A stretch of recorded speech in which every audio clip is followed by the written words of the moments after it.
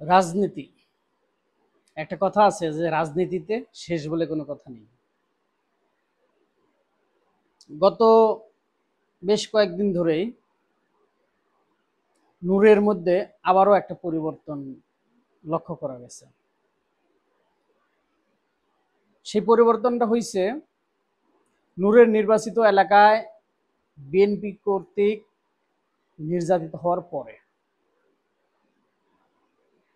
এর আগে সে বিএনপির যথাযথ প্রশংসা করত এবং তাদের ভাবধারায় চলার চেষ্টা করত, কিন্তু বিএনপি যখন তাকে নির্যাতন করলো তার নির্বাচনী এলাকায়, তখন সে আবার পল্টি নিয়েছে। অর্থাৎ রাজনীতিতে কে কখন কোথায় যাবে এটা বলা মুশকিল। গতকালকের ইসলামী আন্দোলন বাংলাদেশের যে সমাবেশ হয়েছে, সেই সমাবেশে সবাইকেই দাওয়াত করা হয়েছে, কিন্তু বিএনপি বাদে। কথা হলো যে বাংলাদেশের অন্যতম বৃহত্তম একটি রাজনৈতিক দল বিএনপিকে কেন বাদ দিয়ে ইসলামী আন্দোলন বাংলাদেশ তাদের সমাবেশ করলো?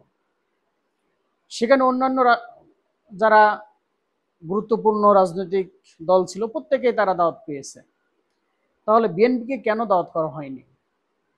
অর্থাৎ আমার দৃষ্টিকোণ থেকে যেটা মনে হচ্ছে, ইসলামী আন্দোলন বাংলাদেশ বিএনপিকে দাওয়াত না দিয়ে একটা মেরুকরণের বহিঃপ্রকাশ করছে। যদিও তারা এই মুহূর্তে সকলেই আওয়ামী বিরোধী তথা ফেসিবাদ বিরোধী মনোভাব নিয়ে এক প্ল্যাটফর্মে আছে, তথাপি রাজনৈতিক যেই বিভক্ত বা মতাদর্শের যে বিভক্ত, সেই জায়গা থেকে তারা বিএনপিকে আমন্ত্রণ জানায়নি। কিন্তু বিভক্ত থাকতেই পারে, তাদের অনুষ্ঠানে দাওয়াত করলে সমস্যা কি ছিল? তারা কি জাতিকে একটা মেসেজ দেওয়ার চেষ্টা করছে যে আমরা বিএনপি বাদে যারা আছি তারা একটা জোটে ঐক্যবদ্ধ হতে চলছে? নয়তো কেন এই ধরনের বিএনপি বাদে তারা প্রোগ্রাম করলো? আমার তো মনে হচ্ছে সেটাই।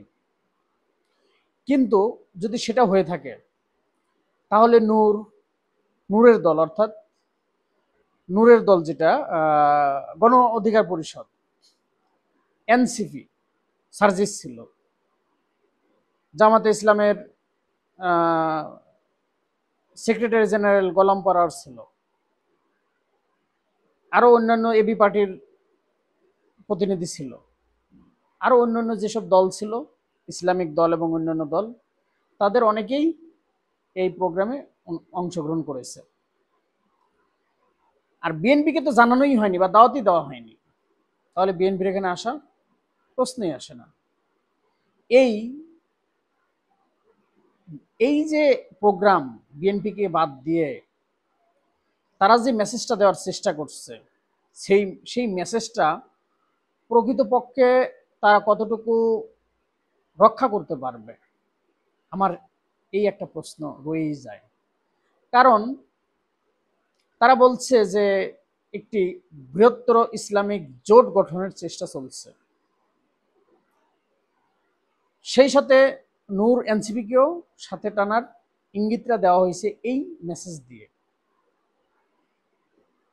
কিন্তু তারা যদি নূর এবং এনসিপি, অর্থাৎ গণ অধিকার পরিষদ এবং এনসিপি যদি ইসলামিক যে জোট তৈরি হচ্ছে সেই জোটেই যায়, তাহলে রাজনীতিতে এক নতুন পরিবর্তন বা নতুন মেরুকরণ, শক্তিশালী মেরুকরণ তৈরি হবে বলে মনে করি। যেহেতু এই মুহূর্তে আওয়ামী লীগ মাঠে নেই, এই ভোট হয়তো 100% কাস্ট হবে না, কিন্তু আওয়ামী লীগের যে ভাসমান ভোট এবং আওয়ামী লীগের যেই কিছু ভোটার আছে যারা ভোট কেন্দ্রে যেতে ইচ্ছুক, তারা বিএনপি জোটেও যাবে, আবার ইসলামিক যে জোটটা তৈরি হচ্ছে সেই জোটেও যাবে। এখন দেখার বিষয় যে কোন জোট এই ভোটগুলাকে তাদের আনুকূল্যে নিতে পারে, সেই প্রত্যাশায় রইলাম।